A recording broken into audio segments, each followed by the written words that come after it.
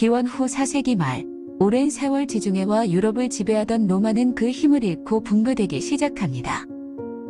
게르만족의 이동으로 로마는 심하게 압박을 받던 시기였고 정치적 혼란과 경제적 침체 등으로 제국은 위축되고 있었습니다. 그 시기에 이집트 알렉산드리아에서 활동했던 철학자로 히파티아라는 여성이 있습니다.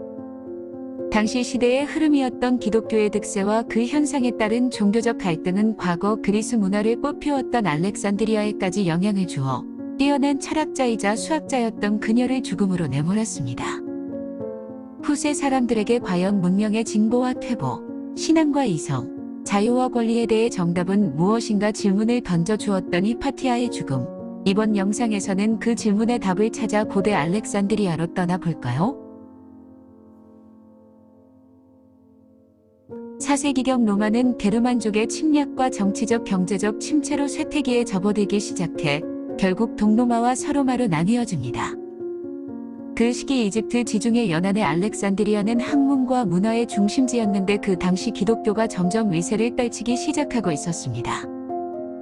수백 년 동안 박해받던 기독교는 로마 황제에 의해 공인되어 국교로 지정되었고 오랜 시절 민중을 지배해 오던 그리스 사상은 이단으로 배척되고 그리스 사상에서 출발한 수학과 과학 철학은 위축되기 시작했습니다. 당시 알렉산드리아는 크게 세 파벌로 나뉘어 있었습니다. 하나는 당시 떠오르던 기독교 파벌이었고 또 하나는 인구의 상당수를 차지하는 유대인 계층이었으며 마지막 하나는 학자들과 총독을 위시한 지배층 등 비기독교 집단이었습니다. 이들 사이의 마찰은 갈수록 심화되었는데 특히 기독교인들의 힘은 시간이 갈수록 다른 집단을 압도하게 되어 그들은 학자 등 비기독교인들을 이교도로 몰아세웠으며 유대인들은 배신자로 부르며 모욕했습니다. 391년 로마 황제인 테오도시우스 1세는 희생제를 금지하고 이교 신전의 폐쇄를 포고합니다. 이 조치는 기독교인들의 정치적 힘을 강화시켜 위태위태한 정국에 불을 붙였는데 충돌이 심화되어 알렉산드리아 도서관이 있는 세라페움까지 공격을 당해 폐쇄됩니다. 기원전 3세기경 지어진 알렉산드리아 도서관은 인류의 모든 지식을 집대성한다는 목적으로 지어진 그리스 학문의 상징이었는데 이단으로 몰려 폐쇄된 것입니다. 412년 학자들의 우호적이었던 대주교가 죽고 키릴로스가 신임 대주교가 되면서 상황은 더욱 극단적으로 진행되기 시작했습니다. 유대인들의 안식일 행사를 불경하다고 생각한 기독교인들이 유대인들을 공격하면서 유혈 충돌이 발생했고 유대인들이 반격을 하면서 충돌을 걷잡을 수 없이 확대됩니다. 대주교 키릴로스는 유대교 회당을 모두 파괴하고 유대인들을 모두 내쫓으라는 명령을 내렸고 이에 분노한 총독 오레스테스는 로마 황제에 고발하고 중재에 나섰으나 소용이 없었고 도시는 내전 상태에 빠지게 됩니다.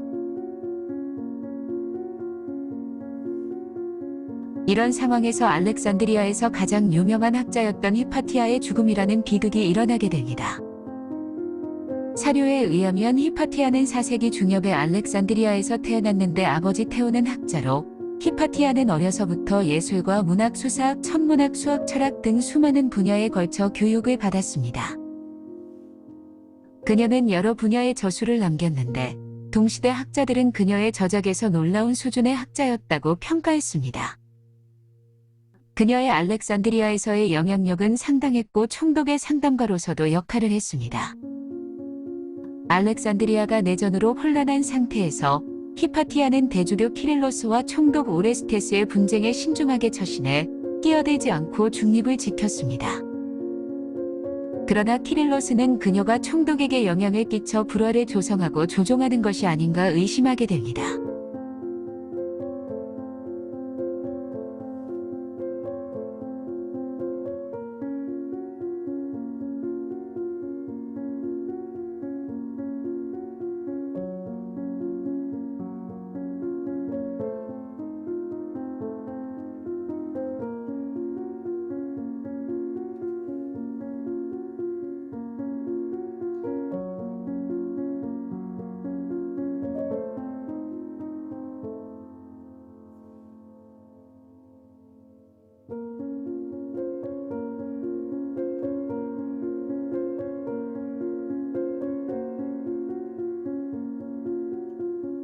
이런 의심은 결국 기독교 집단 일부의 과격한 행동을 불러와 415년 베드로라는 기독교인을 따르는 무리가 히파티아를 납치하고 고문을 한 뒤 죽이고 시체까지 불태우는 끔찍한 결과를 불러옵니다.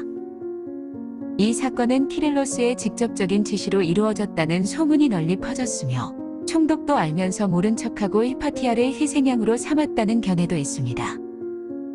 그 후 이 사건은 콘스탄티노플리스의 동로마 제국 황제에게 보고되어 조사를 하였고 대주교 키릴로스의 권한 박탈까지 갔지만 결국 유여무여되어 키릴로스는 권한을 회복했고 사건은 사람들 속에서 잊혀져 갔습니다.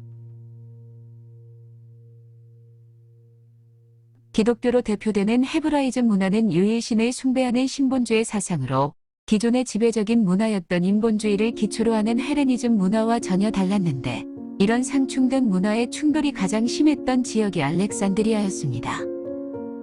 히파티아의 드라마틱한 죽음은 르네상스와 근대를 거치면서 관심을 받게 되고 새로이 해석되어 신화적인 인물로 다시 태어나게 됩니다.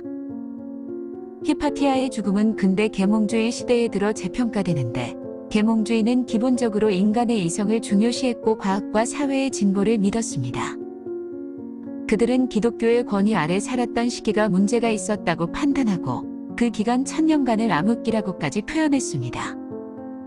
이러한 관점에서 계몽주의자들에게 히파티아는 고대의 지성과 문화를 지키다 순교한 젊고 아름다운 여성 철학자로 묘사되었으며 고대의 기독교는 반지성의 상징으로 치부되었습니다. 이러한 계몽주의 사상은 17세기 이후 현재까지도 기독교 평가에 많은 영향을 미치고 있습니다.